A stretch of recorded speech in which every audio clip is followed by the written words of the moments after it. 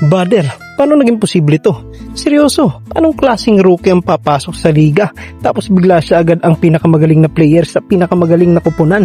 Honestly, hanggang ngayon feeling ko hindi pa rin nare-realize ng karamihan sa atin kung gaano ka-insane yung ginagawa ni Olivia Miles. I mean, tingnan mo lang to, yung snatch back sabay pull up. Bang! Pure bucket. Yung ability niya na gumawa ng sarili niyang tira, walang ganun kadali para sa isang rookie. And the crazy part, kapag pumasok na siya sa pick and roll, nako, pick your poison na para sa kalaban. Kasi pag binigyan mo ng konting espasyo, ibabaon niya yung jumper sa mukha mo. Pero pag nag-help defense ka naman, magugulat ka na lang. May lilipad na napakalupit na assist papunta sa open teammate. Sinasabi ko sa'yo, offensively, top 3 na agad siya sa buong liga. Wala akong pakisasabihin ng iba, pero ito pa yung nakakagulat.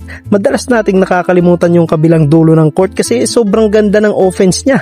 But defensively, solid din siya. Hindi siya yung rookie na pwede mong targetin sa dulo. At yung pinaka nagustuhan ko talaga, tingnan mo tong play na to. Literal na binasag niya yung ankles ng defender. Pero wag ka lang sa galaw tumingin. Tingnan mo yung reaction niya pagkatapos.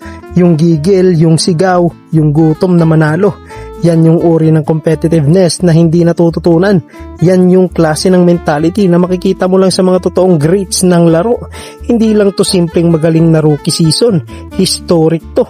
At mas swerte tayo kasi nakikita natin to ng live.